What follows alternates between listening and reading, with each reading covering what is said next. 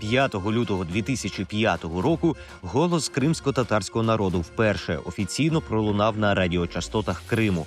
В цей день було засновано та отримано державну ліцензію Радіо Майдан ФМ. Це була визначна подія, яка здійснилась завдяки кропіткій та складній праці.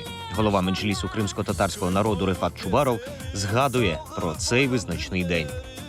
Я тут хотів би нагадати коротко про створення принципово нових медіа кримськими татарами. Це телебачення АТР і радіо Майдан. Всі знають, а молодь не знала і позабула, що кримські татари протягом десятиліть не мали своїх електронних медіа, ані телебачення, ані радіо.